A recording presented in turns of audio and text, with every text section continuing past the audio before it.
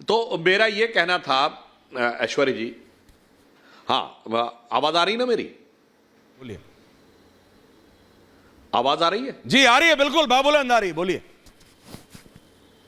हाँ देखिए, मैं यही बताना चाहता हूं कि ये 1994 में शिबू सोरेन जी और इनके दो अन्य सांसद बाकायदा सुप्रीम कोर्ट से साबित हो गए कि पैसा लिया था। इवन जिस अकाउंट में पैसा लिया था वो अकाउंट तक बरामद हो गया जिसमें कि 1 करोड़ रुपया डाला गया था।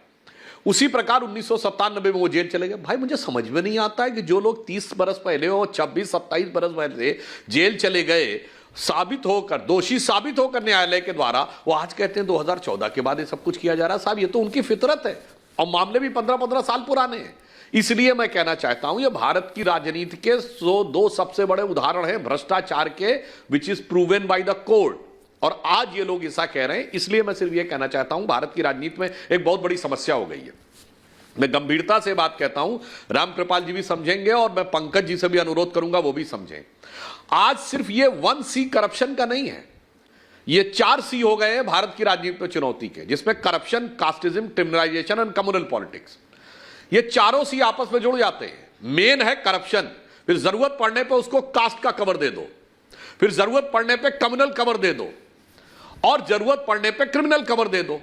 इसीलिए देखिए अनेक बार क्या होता है, उस समय मुझे याद है शिबू सोरेन जी के ऊपर जब ये हुआ था तो उन्होंने ओपनली बोला था मीडिया में, हाँ क्या हुआ, मैंने 1 करोड़ रुपया ले लिया तो क्या दिल्ली में बड़का बड़का आदमी 100-100 करोड़ ले लेता, उसका कुछ नहीं होता, मैं सीधा साधा आदमी, मेरे पीछे पड़ गए। मायावती जी उसको यूटिलाइज करती थी उस जमाने में। उसी प्रकार उत्तर प्रदेश में देखिए तो आजम खां पे कार्रवाई नहीं होगी क्योंकि कम्युनल एंगल आ जाता था।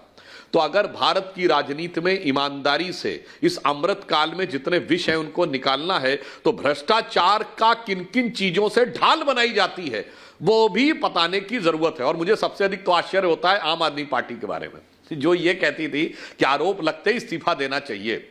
जो लोग कांग्रेस पार्टी को करप्ट बताते हुए नहीं आघाते थे वो आज उनका बचाव करते हुए नहीं आघाते हैं। यह दर्शाता है कि 11 वर्ष में वक्त कितना बदल जाता है। तो यही मुझे लग रहा था कि आपको रामकृपाल जी 2 बार याद आ गए, पंकज जी भी 1 बार याद आ गए, आपको संजीव झा जी याद नहीं। संजीव जी, ये सब करप्शन पे आखिरकार ये विपक्ष का स्टैंड है क्या? आप तो अभी भी इंडिया लाए, आजकल तो आप कांग्रेस के साथ जॉइंट प्रेस कॉन्फ्रेंस करते हैं इलेक्शन हारने के बाद। संजीव जी, जिसके नेता को आप इलेक्शन में हराते हैं ना, दिल्ली में जिस पार्टी को आपने हराया है, सरकार बनाई, उसी के साथ जॉइंट प्रेस कॉन्फ्रेंस हो रही है आजकल आम आदमी पार्टी की।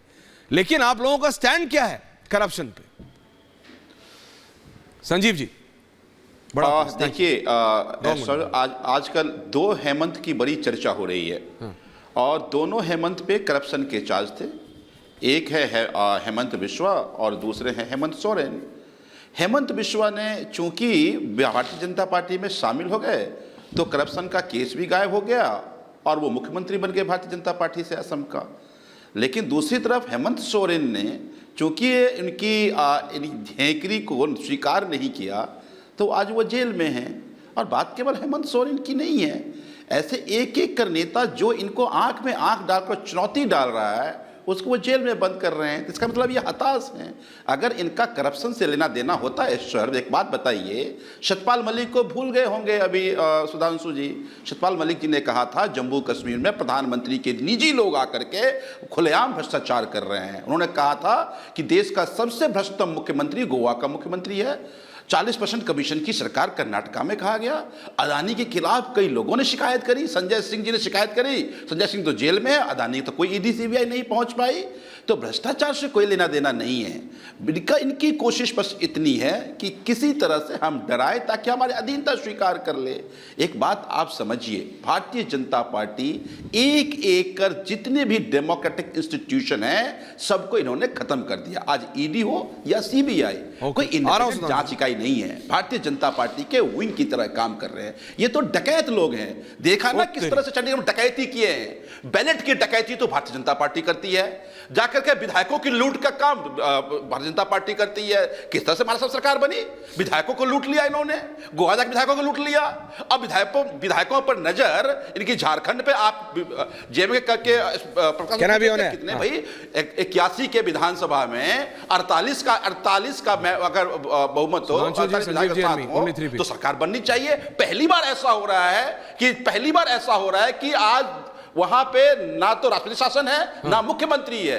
इनको संविधान से कोई लेना देना नहीं अच्छा। है, डेमोक्रेसी से कोई लेना देना नहीं है। इन्होंने डेमोक्रेसी को खत्म कर दिया है और आज जिसके पास बहुमत है उसे शपथ नहीं दिला रहे। अच्छा। अभी देखा आपने संजीव बिहार जी। में पलट गए, संजीव जो ही जी, पलटू राम आए, आपने कहा ये 4 घंटे डकैत के अंदर है। शपथ हो गया, लेकिन झारखंड में नहीं हो रहा है। अच्छा। तो ये डकैत लोग हैं, आ रहा हूं, डकैती कर रहे हैं। आप कभी डकैत से मिले? बैलेट का, विधायकों का नहीं, आप कभी किसी डकैत से मिले?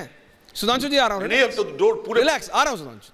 देखिए मैं आता हूं, देखिए ना, दिख रहा है डकैती। मैं आता हूं पश्चिमी उत्तर प्रदेश से। बड़ी आश्चर्य है, आजकल नहीं, जब हम एक छोटे बात होते थे ना, आप बोल देते। सुनिए जब हम पूरे छोटे होते वीडियो में चल रहा थे है 20-22 साल कि पहले, चंडीगढ़ में तो इन्होंने डकैत वॉज अ रियलिटी। डकैती किया है। सुनिए संजीव झा जी, सबके सामने डकैत किस क्या तरह होते हैं से पहले, महाराष्ट्र डकैत डकैती क्या होते हैं पहले सरकार समझ बनाई। लीजिएगा। किस तरह आप से विधायक डकैती हैं, करने सुनिए के लिए तैयार है जाकर संजीव जी, झारखंड में। करप्शन करके जब एक्शन होगा तो चौकीदार को ही बोलिएगा डकैत, तो कैसे चलेगा? जनता देख रही है। आप इलेक्शन में गए थे छत्तीसगढ़, जनता ने आपको जवाब दिया। हम तो पूछ जनता ने आपको जवाब दिया। हम तो पूछ रहे हैं। जनता ने आपको जवाब दिया अजीत पवार के बारे में जनता ने आपको जवाब दिया। सुधांशु त्रिवेदी जवाब दे रहे हैं, multi on air now. Sudhanshu ji जवाब दे रहे हैं। राम कृपाल जी आ रहा हूं, काका साहब आ रहा हूं।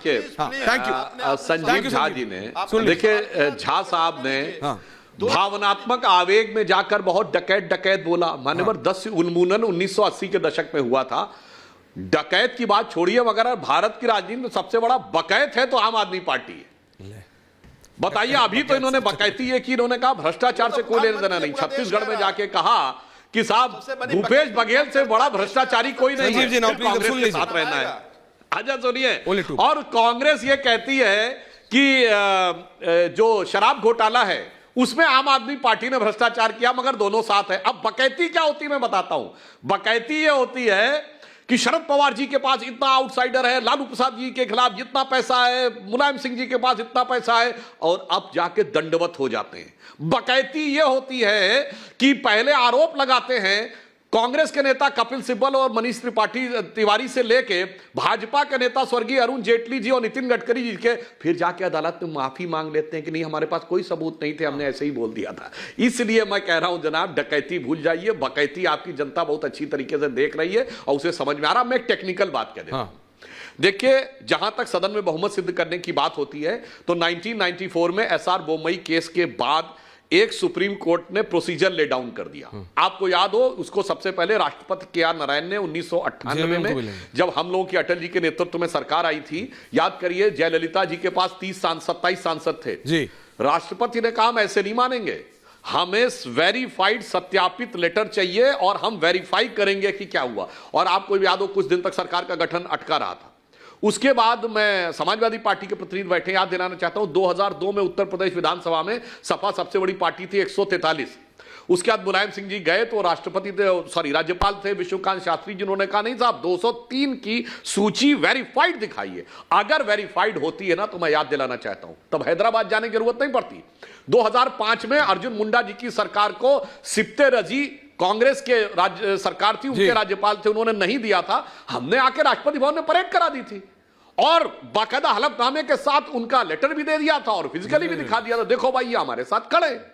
मगर अगर नहीं है और आप कहेंगे कि 48 है, तो मानी हुई बात है जो प्रेसिडेंस 1998 में राष्ट्रपति के.आर. नारायण रख गए हैं, जो एसआर बोमई केस के रूलिंग के सुप्रीम कोर्ट के अनुरूप है, उसके अनुरूप आपको स्थापित करना पड़ेगा। इसीलिए राज्यपाल कहता है कि भाई मुझे वेरीफाई होने के बाद ही हम इस बात को लिखेंगे। आप किसी का भी समर्थन लिख देते हो, और ऐसे कई बार हुआ है कि बाद में विधायकों ने कहा नहीं साहब हम साथ में नहीं थे, हमारे तो सिग्नेचर नहीं थे, या हमसे कोरे, और जबकि ये मीडिया में रिपोर्ट आई है कि कोरे कागज पे साइन करवाया गया है।